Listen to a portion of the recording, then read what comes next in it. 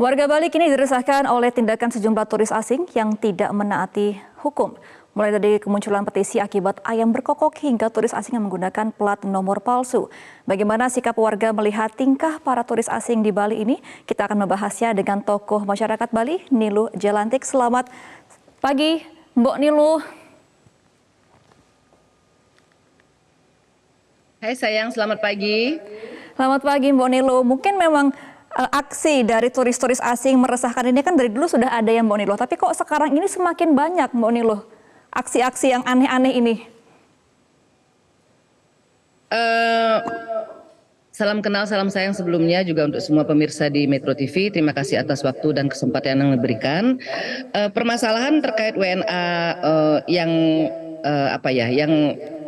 banyak yang melakukan tindakan-tindakan pelanggaran di Bali terutama itu memang sudah terjadi sejak lama, akan tetapi kemudian akhirnya meledak ya di beberapa saat belakangan ini ya, karena salah satunya adalah laporan-laporan itu semakin banyak dan laporan-laporan tersebut rata-rata itu masuknya ke Mbok Niluh, ke lapor Niluh, yang dimana kita menjadi jembatan antara pihak imigrasi dan juga pihak kepolisian serta juga Kementerian Pariwisata, Kemenparekraf, dan juga dengan pihak Dinas Pariwisata Bali. Jadi kami menjadi jembatan bagi masyarakat yang mengadu, baik itu WNA ataupun WNI itu sendiri. Nah, kenapa akhirnya menjadi banyak? Aku sudah sering sampaikan bahwa semua itu harus dimulai dari akarnya.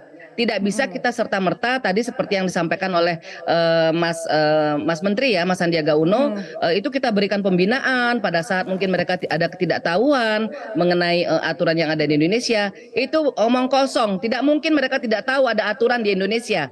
Akan tetapi bagaimana penegakan hukum kita, bagaimana sosialisasinya, itu harus digaungkan sejak awal oleh Kementerian Pariwisata itu sendiri. Jadi Pak Polisi tidak akan bisa menindak kalau si WNA ini belum melakukan tindakan kriminalitas.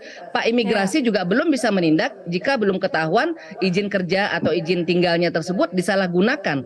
Nah, inilah menjadi PR besar untuk Kementerian Pariwisata. Di awal sudah membuat yang namanya The White Book about Bali Tourism atau about Indonesian Tourism, the do and the don'ts. Dan aku sudah sampaikan ini berkali-kali sejak pertemuanku pertama dengan Mas Wisnu Tama pada saat beliau menjadi Menteri Pariwisata. Di saat itu sedang ramai narasi mengenai wisata halal dan di mana kami sangat menentang wacana tersebut, dan itu berulang-ulang aku sampaikan hingga kemudian Mas Sandi datang ke rumah kami 2 tahun lalu, tahun 2021, dan aku kembali menyampaikan, aku titip Bali ya Mas, aku titip Bali. Kita berhak menentukan memilih wisatawan mana yang berhak untuk menikmati keindahan negeri kita tercinta. Dan aku sampaikan selama 6 jam pertemuan kita di rumah, aku sampaikan semua the do, the tricks, the tips. Karena apa? Karena beliau adalah bapaknya pariwisata Indonesia. Baik. Bapaknya pariwisata Indonesia, aku sampaikan dari A sampai Z. Jadi kalau ada misalnya program-program dari Kementerian Pariwisata yang kemudian bergaung sejak awal pandemi hingga hari ini, itu sebagian itu lahir dari kediaman kami dan lahir dari diskusi-diskusi yang kami lakukan. Dan aku tidak pernah meminta pujian, pertemuan pribadi dan lain sebagainya. Beliau datang ke rumah kami, itu sudah lebih dari cukup, dan rakyat Bali membuka pintu besar-besar untuk kehadiran beliau sebagai Bapak Pariwisata. Jadi semuanya dimulai dari aturan. Jika aturan itu bisa disampaikan oleh Kementerian Pariwisata melalui aplikasi khusus, jadi aku yakin jumlah WNA yang ngalor ngidul ini, yang ngelunjak ini, yang mengambil hak rakyat Indonesia dari segala macam profesi, bahkan sudah sampai ada yang menjadi guru menyetir motor, bahkan sudah ada yang sampai menjadi menjadi pekerja-pekerja di lapangan, menjadi instruktur surfing. Itu pasti akan jauh berkurang. Kenapa? Karena aturan kita tegakkan. It doesn't matter who they are. Jangan kita kasih karpet merah terus kita bersikap seolah-olah kita itu lembek. Tidak. Dan jangan penegasan-penegasan itu disampaikan di media saja, tapi harus dimulai dari hilirnya, dari awalnya harus dimulai dan konsisten dilaksanakan. Karena kami tidak akan pernah berhenti bersuara, kami tidak akan pernah berhenti mengapresiasi, dan kami tidak akan pernah berhenti mengkritik dan memberikan solusi. Terima kasih, Gemma. Baik. Ya Mbak Niluh, kita kan kalau memantau Instagram Mbok Nilo, kan Mbok Nilo sering banget turun ke lapangan menegur warga-warga asing ini yang berulah. Nah, seringkali biasanya dari peneguran langsung ini, observasi Mbok Nilo, biasanya kenapa sih warga-warga asing ini melakukan hal semena-mena, dan sebenarnya apa akar permasalahan yang bisa dibenahi oleh pemerintah ke depannya selain aturan-aturan tersebut? Apakah harus ditegur langsung dulu warga negara asingnya ini? Warga negara asing ini kan datang dengan tujuan salah satunya adalah berwisata, dan itu memang benar, kita berikan mereka karpet merah, kita buka pintu pariwisata selebar-lebarnya untuk mereka, kita sambut mereka, sebagaimana juga kita juga menyayangi wisatawan lokal, wisatawan domestik, dan kami dengan dari hati terdalam Mbok Nilu selalu menyampaikan permintaan maaf kepada para wisatawan domestik pada saat mungkin mereka mendapatkan perlakuan yang kurang menyenangkan selama di Bali, dan stigma bahwa wisatawan internasional lebih didahulukan, wisatawan asing lebih disayang. Itu kami berusaha keras untuk meninggalkan stigma tersebut. Kami selalu menyampaikan bahwa wisatawan domestik, anak-anak bangsa ini juga berhak dan harus kita sayangi. Kenapa? Karena mereka lokasinya hanya selemparan batu dari kita, dan mereka lah yang menyelamatkan kita dari pandemi sejak tahun 2020. Nah, dan di jalanan itu, mengapa akhirnya para wisatawan itu akhirnya wisatawan asing, ya kita berbicara, menjadi seperti apa ya, getting too comfortable gitu loh in Bali, getting too comfortable, karena dengan jumlah mereka yang cukup banyak, otomatis mereka memerlukan pelayanan-pelayanan, misalnya seperti pelayanan just tip misalnya. Mereka nggak sempat beli sayur, nggak sempat beli kebutuhan makanan. Ya, daripada mereka ngomong sama kami yang orang Bali, otomatis mereka bicara bahasa Bali nggak bisa, bahasa Inggris juga mungkin kurang paham. Akhirnya mereka akan mempekerjakan teman-temannya yang sebahasa, dan semua lini bisnis ini dilakukan karena apa? Karena ada demand. Jadi ada demand-nya, ada supply-nya. Nah, sekarang Mbok Nilu terus-terusan meminta agar semua institusi, semua kementerian itu duduk bareng dan berkata, "Duh, Nilu Jelantik ngomel terus nih tentang Bali. Nilu Jelantik ini setiap saat mengekspos kegiatan-kegiatan WNA yang diduga ilegal. Ayo kita duduk bareng, kita buatkan sebuah buku putih sesuai permintaannya Nilu Jelantik agar bisa kita semua menjaga dan melindungi rakyat Bali dan juga rakyat Indonesia." Dibuat buku itu, dan buku itu akan menjadi bekal baik untuk si pemilik motor pada saat orang asing itu menyewa motornya, karena sekarang teman-teman kita yang lokal itu juga mengeluh. Kenapa? Karena para pemilik motor yang menyewakan motornya ini juga harus bersaing dengan warga negara asing yang juga menjalankan bisnis sebagai penyewa motor. Begitu juga dengan instruktur surfing, yoga, guru dan lain sebagainya. Nah, setiap hari selalu ada permasalahan-permasalahan seperti itu. Setiap hari selalu Mbok Niluh melihat bagaimana WNA itu seolah-olah melecehkan, seolah-olah tidak menghormati, seolah-olah tidak menghargai.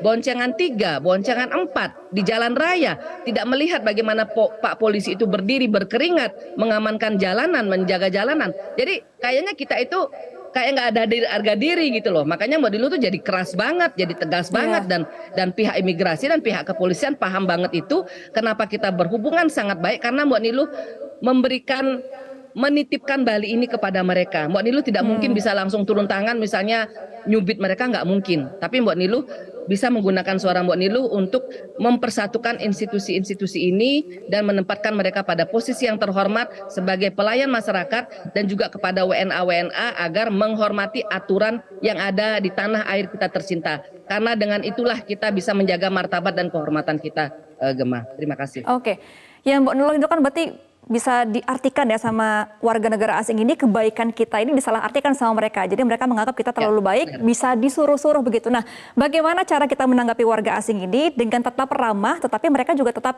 respect sama kita? Ya, jadi aturan itu dimulai dari pintu masuk airport. Jadi pada saat mereka landing, mereka menuju ke loket imigrasi. Di sana kita sambut dengan welcome to Indonesia. Mereka bisa kita minta untuk mengupload, menginstall aplikasi khusus yang ditujukan kepada wisatawan. Di sana akan ada the do and the don'ts-nya. Dan setelah itu pada saat mereka keluar dari airport, mereka dijemput oleh driver ataupun penjemput menjemput mereka, itu dimulai lagi langkah selanjutnya. Jadi sudah berhubungan nantinya dengan kalian, atau kita sebut juga seperti ketua RT kalau di Jakarta. Jadi kalian Banjar, kalian dinas, kalian adat itu akan mendata wisatawan yang ada di wilayahnya, membuat sebuah laporan, dan laporan ini harus sinkron dengan apa yang ada di imigrasi. Nah, dari sanalah kita bisa memiliki sebuah CCTV. Ini ada 1.000 wisatawan hari ini datang, Pak Kalian juga melaporkan ada 1.000 dari seluruh Bali, Pak Imigrasi juga memiliki data 1.000. Jika ada yang melanggar aturan secara misalnya pidana, menjadi tugasnya Pak Polisi untuk menindak. Jika ada aturan secara izin tinggal, menjadi tugasnya Pak Imigrasi menindak. Jadi tidak ada lagi ibaratnya, karena kami kalau ke Perancis atau ke Eropa atau ke negara-negara lainnya seperti Amerika Serikat, itu perlakuannya tidak ada kata lembut, pembinaan dan lain sebagainya. It's simply deportation or jail time. Jadi tolong, kita mungkin tidak bisa menerapkan seperti mereka karena kita negara yang menerapkan ketimuran, tapi aturan tetap harus ditegakkan. Kalau kami warga negara Indonesia taat, warga negara asing juga harus taat. They are not more special than us, dan mereka harus taati itu, dan kita jangan ragu, jangan sungkan itu untuk mendeportasi mereka. Kenapa? Karena di akhir hari yang kita jaga adalah bagaimana warga negara Indonesia bisa tetap aman, nyaman, dan tenang. Begitu juga warga negara asing yang resmi, yang punya izin, yang legal, bisa juga menjalankan usahanya dengan tenang dan bisa menjalankan persaingan dengan sehat. Seperti itu, Gemma. Terima kasih. Baik, Mbok Niluh, kita akan tunggu ya gebrakan dari pemerintah, khususnya Kemenparekraf mengenai tindakan hukum kepada warga negara asing yang nyeleneh begitu ya. Karena kita sebenarnya nggak menolak kan kedatangan turis-turis ini ke Bali dan juga menerima dengan tangan terbuka begitu ya. Tapi mereka juga harus patuh hukuman Indonesia. Baik, terima kasih Mbak Niluh Jolantik selaku tokoh masyarakat Bali atas waktunya. Ya sayang, satu ya, lagi ada yang kan kami sebentar? membuka pintu untuk masyarakat. Seperti hari ini Mbak Niluh menerima laporan melalui lapor Niluh, itu ada warga negara Indonesia, perempuan Bali yang menangis histeris karena uang dagangannya itu ludes sayang.